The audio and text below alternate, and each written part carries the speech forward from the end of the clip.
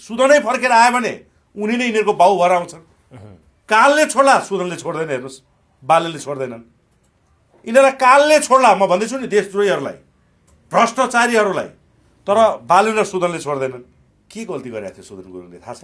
जम्मा 25 लाखको सेयरको कुरा आएको छ। म 2053 साल म तपाईँलाई फर्काएर लान चाहन्छु। 2053 सालमा केपी ओली र शेरबहादुर देउवा मिलेर महाकाली बेचे। यिनीहरूले भाषण गरे वार्षिक 1 खरब 21 अरब रुपियाँ राष्ट्रलाई इन्डियाले दिन्छ, भारतले दिन्छ। आज त्यो 30 वर्षभन्दा बढी भयो। 30 वर्ष भयो पुरा। 30 वर्ष 1 खर्ब 21 अर्ब इन्टु 30 वर्ष जोड्नु भने 35 खरब बराबरको सम्पत्ति खोइ। त्यो भ्रष्टाचार गर्नेलाई आई लभ यु फलानु बासम्म भन्यो यो देशले, यो जनताले। तर यिनको शाखा सन्तानको सम्पत्ति तपाईँको सुदन गुरुङको जोड्नु भयो भने पनि 20 करोड पुग्दैन विकासजी। र पनि एउटा 35, 36, 37, 38 वर्षको युवाले नैतिकताको प्रश्न उठ्ने बित्तिकै 2 दिनमै राजीनामा दियो। नेपालको प्रजातान्त्रिक इतिहासमा एकपछि अर्को मन्त्रीहरूले जब नैतिकताको सवाल उठ्यो यसरी राजीनामा दिएको तपाईँले देख्नु भएको थियो। राजीनामा दिएर जाँदै गर्दाखेरि सुदन गुरुङको त्यो त्यतिखेर अनुहार हेर्नुहोस्। पत्रकारसँग उनले बोल्न चाहेनन्। किन चाहेनन्? बोल्दा बोल्दा केही बढी बोलिएला, किनभने उनको आदर्श पुरुष अहिले पनि प्रधानमन्त्री छन् र यिनको गृहमन्त्री अहिले पनि बालेनले आफ्नो जिम्मामा लिएका छन्।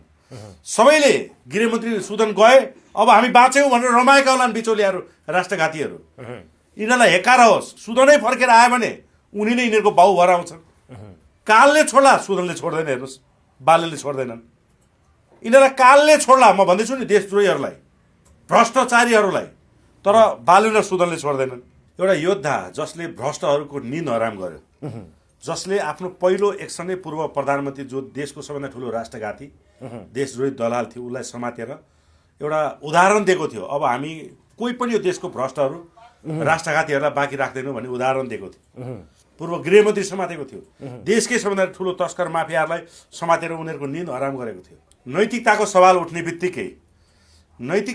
उठ्ने बित्तिकै कोसिस गर्यो मबाट यो गल्ती भएको छैन। उनले सामाजिक सञ्जाल मार्फत यो बैंकिङ कारोबारबाट पत्ता लागिहाल्छ भन्यो। तर रासोपाले जुन नीति लिएको छ, बालेन सरकारले जुन नीति लिएको छ, नैतिकताको सवाल उठेपछि पहिले राजीनामा दिनुपर्छ।